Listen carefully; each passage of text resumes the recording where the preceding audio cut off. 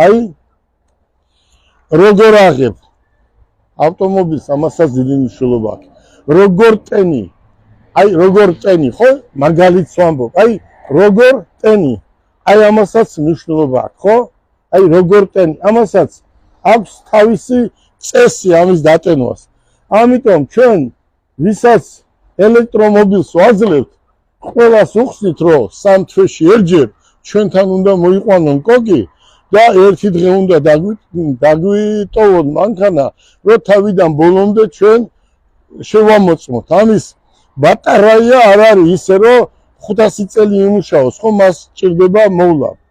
ბატონებო და ქალბატონებო, დიდი მადლობა მინდა გადაგიხადოთ ყველას, ვინც მე დუბაიში ჩემი საწყობიდან გიჩვენეთ ავტომობილები, თქვენ მეორე დღესვე გვენდე, ფული შემოგვიტანე და ჩვენ ყველას თავის ფაში, ქარხნულ ფაში გაძლევთ ამ ავტომობილს. ვინმე არ იფიქროს, რომ ჩვენ ამას რაღაცა ფულს უგებთ. აი ეს ავტომობილი მაგალითი ავიღოთ, აი 24 წლის მოდელი. 24 წლის მოდელი. და კიდე 100 ჯერ არის ზოგიერთისთვის ასახსნელი. 24 წლის მოდელს პასპორტში ჩაუწერენ 23-ს, ჯერ არ არის 24, ხო? მაგრამ მოდელია ესეთი.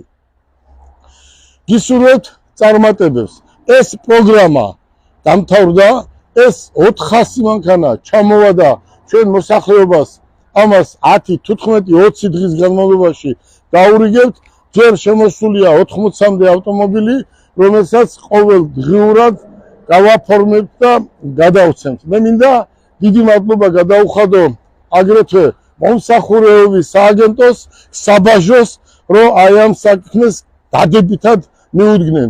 ჩვენი ელექტრომობილები არსად არ ჩერდება, პირდაპირ საბაჟოს გავლით, ყველა კანონის დაცვით მოდის კომპანიაში, მოდიან მომსახურეობის სააგენტოდან, ავტომობილებს ათვალიერებენ, არსად წასაყვანი არ არის და ვაფორმებთ და ვაძლევთ. აი ეს არის 10 ნაბიჯი წინ გადადგმული ნაბიჯი და ამისთვის სახელმწიფოს დიდ მადლობას ვუხდი, რომ აი ესე მოეკიდა ამ ელექტრომობილების შემოყვანა საქართველოში.